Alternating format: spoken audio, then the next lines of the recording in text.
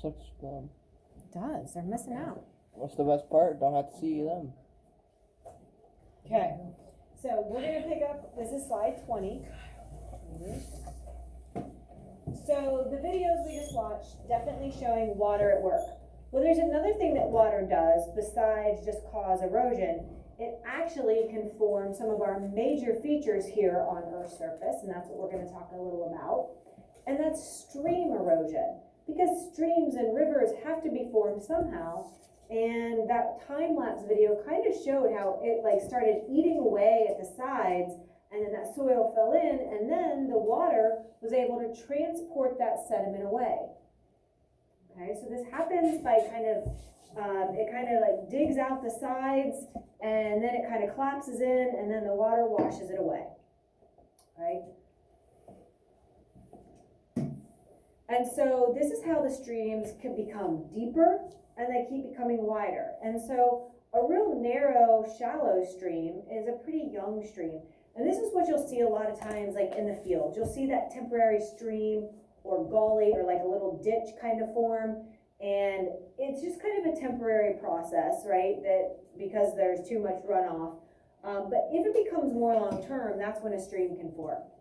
All right, and so this process takes place over years and years and years. And so obviously everything is going to be kind of filtering downhill to the lowest point.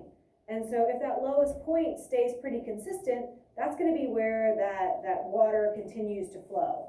And when that happens, we get this kind of drainage system. And that system is what is going to kind of connect to bigger water systems. So streams will connect to rivers, rivers will connect to bigger river systems. Those river systems are eventually going to all empty out into larger bodies of water. And it's pretty predictable where something is going to drain into. And so the largest drainage system in the United States is the Mississippi River.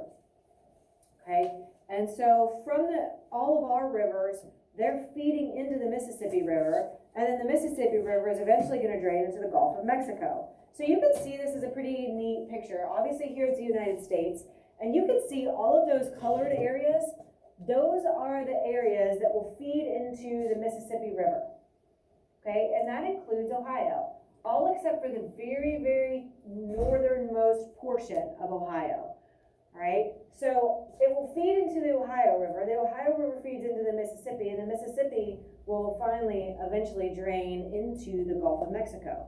So it's pretty cool because some of our dirt, our sediment, our soil from here in Morrow County could be in the Gulf of Mexico right now. You never know, right? Like you're gonna go get it back, get our soil and bring it back, right? So all across the United States. So, I mean, a good half of the United States will drain those rivers, those creeks, all those tributaries drain into the Mississippi, which eventually empties out here.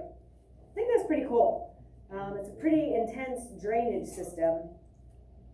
Right, again, this is just kind of showing that the Ohio River, the Mississippi, the Missouri, the Arkansas, the Red River. If you've ever heard of the Red River rivalry, that is so hard to say, like the football rivalry. No? You guys need to watch a little bit more ESPN. Sorry, not really. Okay.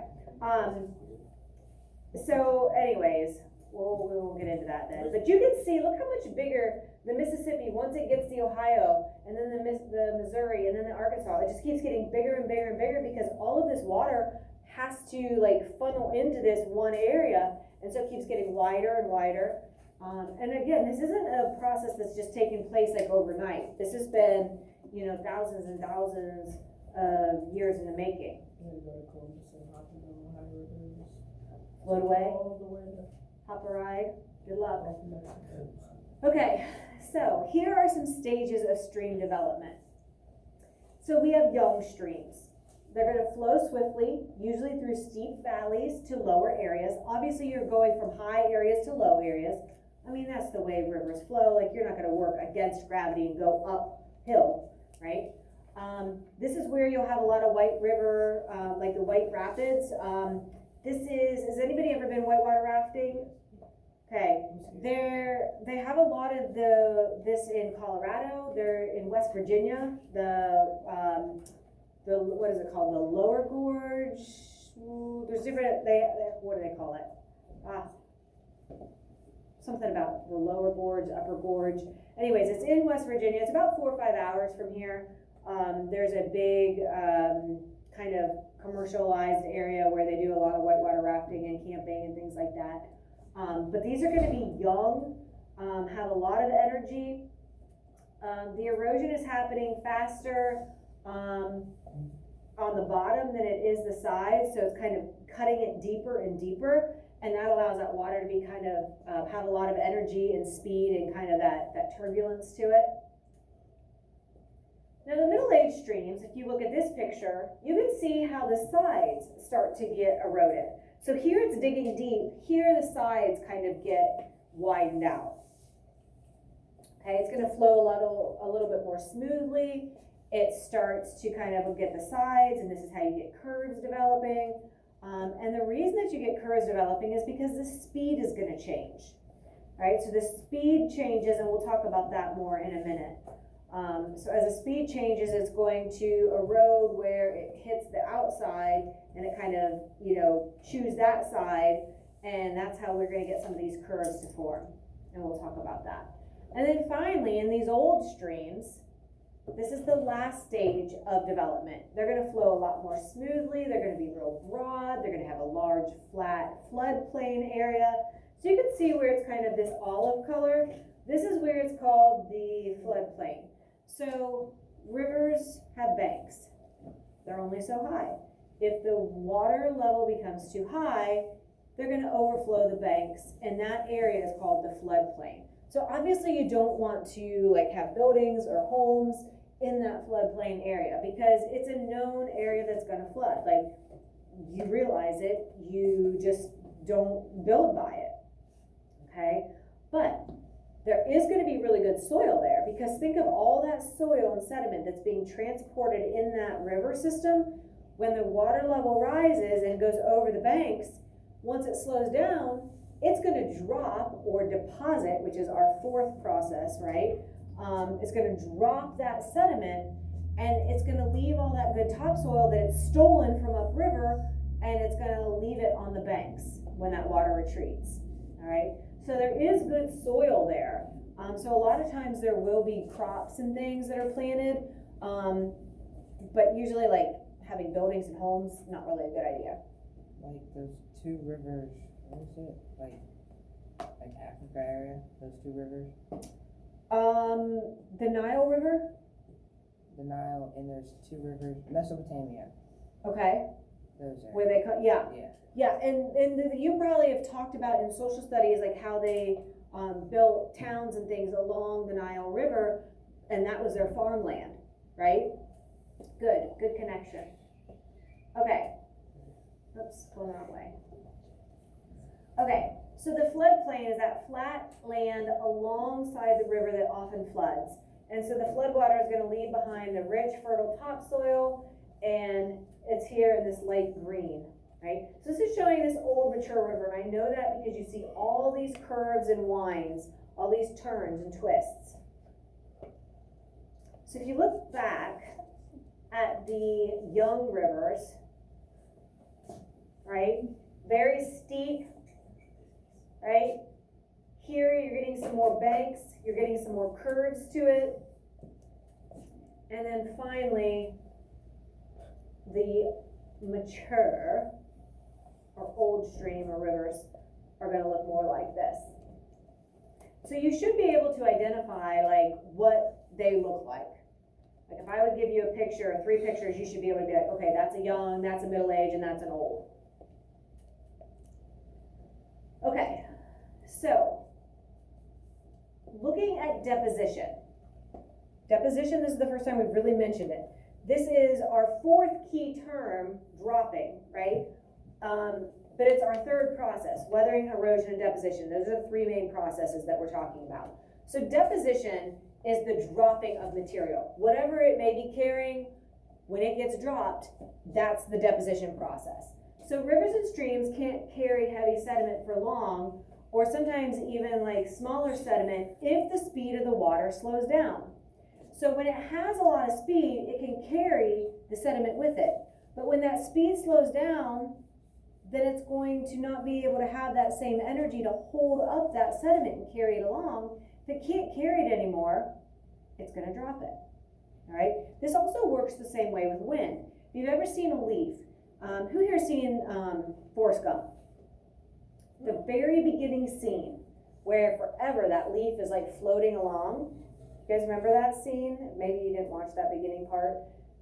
But every time I think of deposition, I think of that, because whether it's wind or whether it's water, if something is being carried or transported, that's erosion, right? If it's carrying that leaf in the wind, once the wind starts to die down, the leaf starts to fall. And then the wind picks back up and it's able to pick the leaf up again. And then the wind dies down and the leaf starts to fall again. And then another gust picks it back up, right? So when the speed slows down, whether it's wind or water, if it slows enough, it's going to drop or deposit whatever it is it's carrying, right? So here is my world famous example. Oh, not in there. I have this bottle. All right, Landon, you need to sit up. In this bottle, at the bottom, I have not shaken this for a year. All right, there's some pieces of rock, some gravel, some sand, some soil. I'm going to. Oh. It takes a long time to get this to settle out, where you can see like the individual layers. So you can see the most dense material is going to be at the bottom. The least dense is at the top. And it's pretty clear. I mean, for this to be like dirty, muddy water, it is settled and is fairly clear, right? You can see at the very top, there's like a few little pieces of maybe leaves and twigs, just real tiny little bits. Yeah, I know. I have to put it away because people are like, can I shake it? Please, please, please, just let me shake it. So I keep it away until we get to this point, right? All right, so make sure you guys can see it at home too. All right, so it can't hold this material, like it's just settled on the bottom because there's really not much motion, right? If it's just barely moving, kind of stirs it up a little. Like at the bottom, you can see it's kind of picking up a little of the lighter stuff and swirling it around. It's getting a little bit dirtier as I move it a little, right? You can see some of the chunks swirling around. But when I add a lot of speed to this, it's going to be able to pick it all up, right? So when a river is moving fast, it can carry all of that water. And so this is why like the Mississippi and like bigger rivers, like even the Ohio River, they look kind of dirty because they're carrying all of that sediment as they have that energy. And even though they don't look a lot of times like they're moving very fast, there's a strong current under the surface that you probably can't even see, which is why like if, you know, a boat is just sitting on it, it's going to sail with the current. All right, so even though it might not look as turbulent as this looks, this could be happening with the current underneath the surface of the water. Okay, so you can hear it hitting. Yes. Question? Would you drown by the current?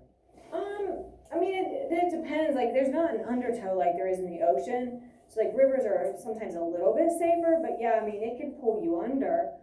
Just depends. There's a lot of different situations. Why do, like, some lakes look really murky? There's still movement, right? If they're kind of shallow, like Lake Erie is a lot dirtier looking than Lake Michigan. Lake Michigan is a lot deeper, and because it's deeper, it stays colder and it looks cleaner. Okay. Okay. So as I let it sit, I'm going to walk back around. You can see the big stuff has already come to the bottom, right? You can see like the sand and the gravel is there. Yeah. So as soon as I quit shaking, that big stuff drops.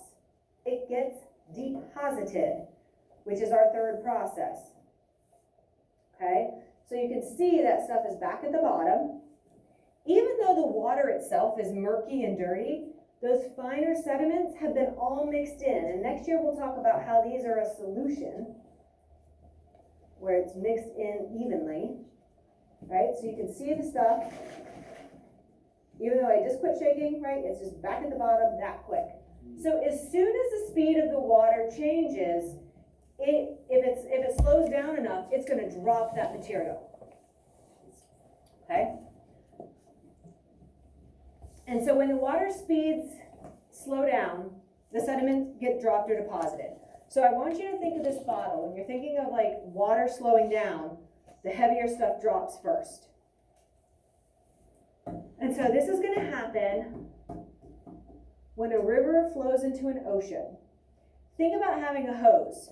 That's like a river. Think about putting that water into like a little kiddie pool. I have a kiddie pool on our patio for our bulldog, right? I told you, Norm. It's pretty cool. He gets really hot. He overheats. We have to keep a kiddie pool filled up with water all summer long, right? And so I'm constantly like dumping the warm water and filling it with cold water for him. So it comes out of the hose really fast. But when you put that hose in the big pool, which is not really big, but you know, bigger than the hose, it looks like the water slows down. As soon as the water hits the opening of the pool, it's slow. Have you guys ever noticed that? Even like if you're filling a bucket of water, coming out of the hose, it's fast, but when you put the end of the hose in the water, it looks like it slows down. That's exactly what happens.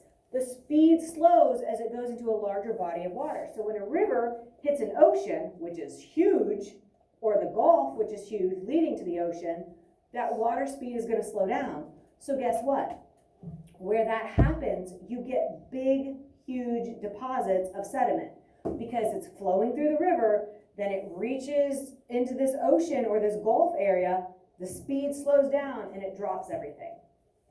All right, and this also happens when the water overflows the banks, like during a flooding time. And so as soon as it slows down, when it reaches that bank, it's going to drop what it's carrying. And really, this happens anytime water speeds up or slows down at all. Okay, so here is a river, and it's going into some kind of gulf or large body of water.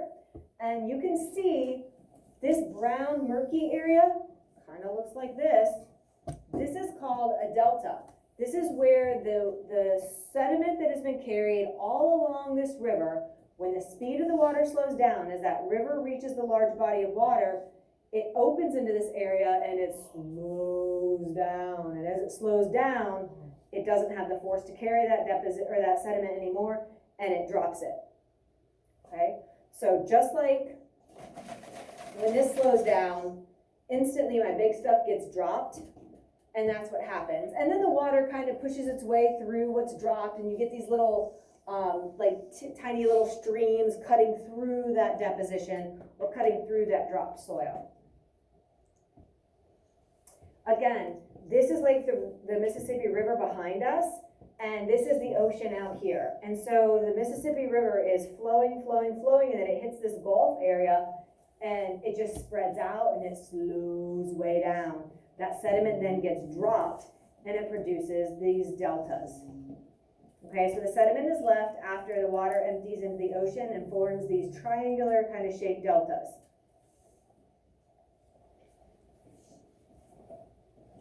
And this is exactly what the Mississippi River does as it flows into the Gulf of Mexico. And so again, some of our Morrow County soil could be deposited here. Good chance it is.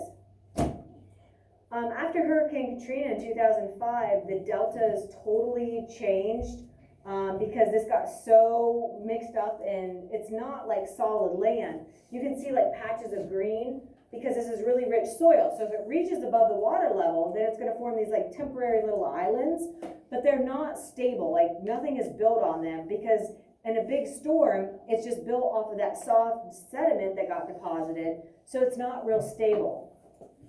But you can see like little islands and little fingers of land and things throughout deltas usually. So,